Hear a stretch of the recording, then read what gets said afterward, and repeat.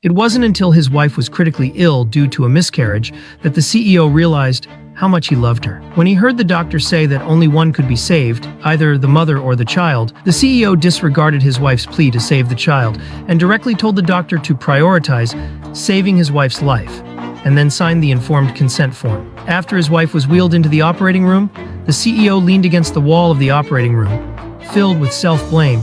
It was because of his mistakes that his wife ended up in this crisis. It turns out that not long ago, the CEO had misunderstood his wife, thinking she had not kept their agreement, and had told his mother about him taking care of his ex-girlfriend. So the man lost his temper with his wife. But sometime later, the CEO learned the truth from his secretary.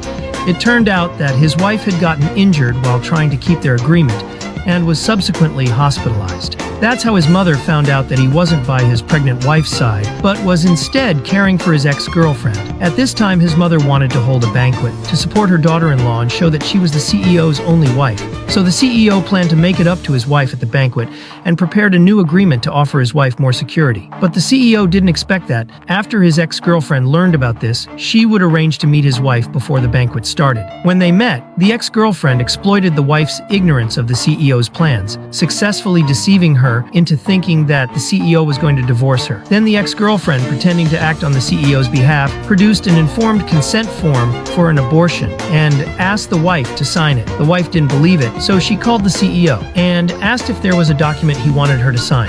The CEO, thinking she was referring to the compensation agreement he had prepared for her, told her that there was indeed a document. Hearing this, the wife immediately hung up the phone. The CEO didn't realize how much his words had hurt his wife, but on the other end, the wife burst into tears on the spot. After calming down, the wife was determined not to abort the child, so she decided to leave on her own. Before leaving, she asked the CEO's ex-girlfriend to attend the banquet in her place and to inform the CEO that she had chosen to raise the child alone. At the banquet, the CEO and his mother eagerly awaited his wife's arrival. But instead of his wife, they saw the ex-girlfriend dressed to the nines. The CEO immediately sensed that something was wrong. He ordered his secretary to quickly find out where his wife was, and he himself prepared to go look for her. But the ex-girlfriend grabbed him, holding him back. Meanwhile, his mother urged him to quickly go find his wife. His mother's words brought back memories of how lovingly his wife had taken care of him. So, ignoring the ex-girlfriend's attempts to stop him, he rushed out to find his wife. By the stairs in a park, the CEO found his wife and asked her why she hadn't signed the agreement he had prepared for her. But his wife thought he had come to force her to have an abortion. After pleading with him to let her be, she turned and started walking down the stairs, but accidentally twisted her ankle, causing her to fall down the stairs. Her dress was instantly soaked with blood. Seeing this, the CEO quickly rushed her to the hospital.